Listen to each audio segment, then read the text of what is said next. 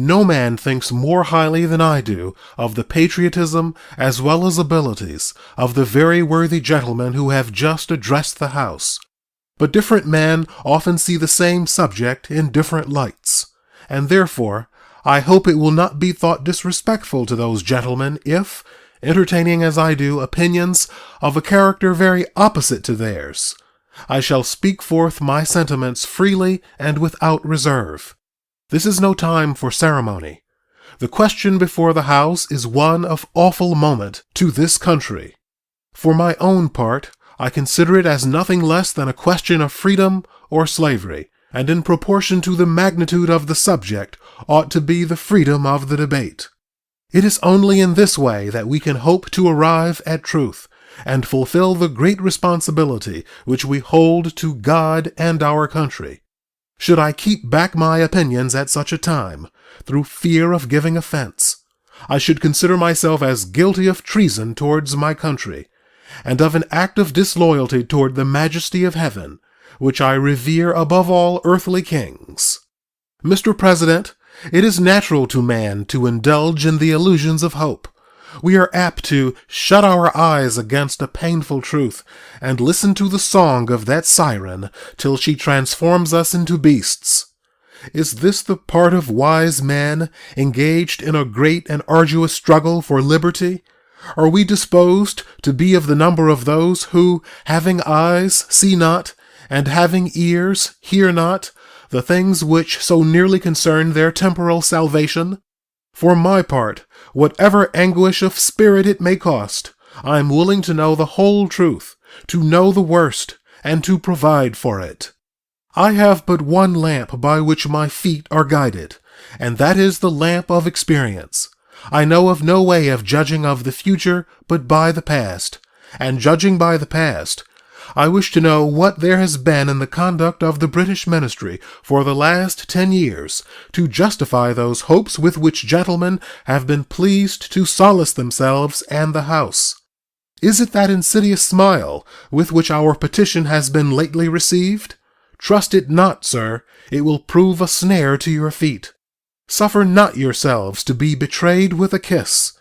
Ask yourselves how this gracious reception of our petition comports with those warlike preparations which cover our waters and darken our land.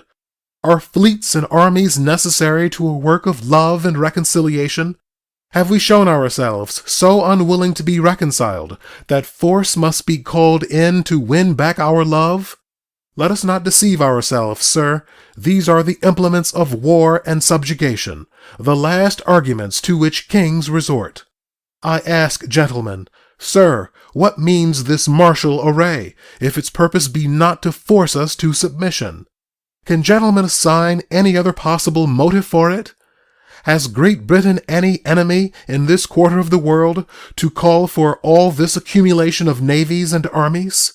No, sir, she has none. They are meant for us. They can be meant for no other. They are sent over to bind and rivet upon us those chains which the British ministry have been so long forging. And what have we to oppose to them? Shall we try argument? Sir, we have been trying that for the last 10 years. Have we anything new to offer upon the subject? Nothing. We have held the subject up in every light of which it is capable. But it has been all in vain. Shall we resort to entreaty and humble supplication? What terms shall we find which have not been already exhausted? Let us not, I beseech you, sir, deceive ourselves. Sir, we have done everything that could be done to avert the storm which is now coming on. We have petitioned, we have remonstrated, we have supplicated, we have prostrated ourselves before the throne, and have implored its interposition to arrest the tyrannical hands of the ministry and Parliament. Our petitions have been slighted, our remonstrances have produced additional violence and insult, our supplications have been disregarded, and we have been spurned with contempt from the foot of the throne. In vain, after these things, may we indulge the fond hope of peace and reconciliation. There is no longer any room for hope. If we wish to be free, if we mean to preserve inviolate those inestimable privileges for which we have been so long contending, if we mean not basely to abandon the noble struggle in which we have been so long engaged, and which we have pledged ourselves never to abandon until the glorious object of our contest shall be obtained, we must fight. I repeat it, sir, we must fight. An appeal to arms and to the God of hosts is all that is left us.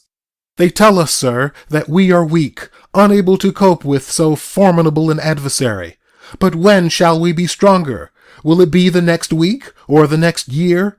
Will it be when we are totally disarmed, and when a British guard shall be stationed in every house?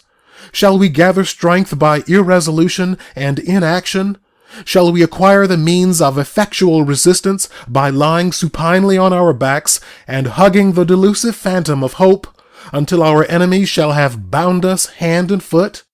Sir, we are not weak if we make a proper use of those means by which the God of nature hath placed in our power. The millions of people, armed in the holy cause of liberty, and in such a country as that which we possess, are invincible by any force which our enemy can send against us. Besides, sir, we shall not fight our battles alone. There is a just God who presides over the destinies of nations, and who will raise up friends to fight our battles for us. The battle, sir, is not to the strong alone. It is to the vigilant, the active, the brave. Besides, sir, we have no election. If we were base enough to desire it, it is now too late to retire from the contest. There is no retreat but in submission and slavery. Our chains are forged. Their clanking may be heard on the plains of Boston. The war is inevitable, and let it come.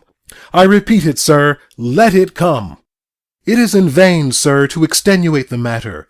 Gentlemen may cry, peace, peace. But there is no peace. The war is actually begun. The next gale that sweeps from the north will bring to our ears the clash of resounding arms.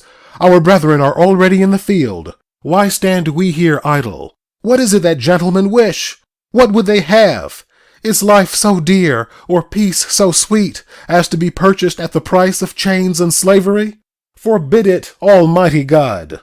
I know not what course others may take, but as for me, give me liberty, or give me death.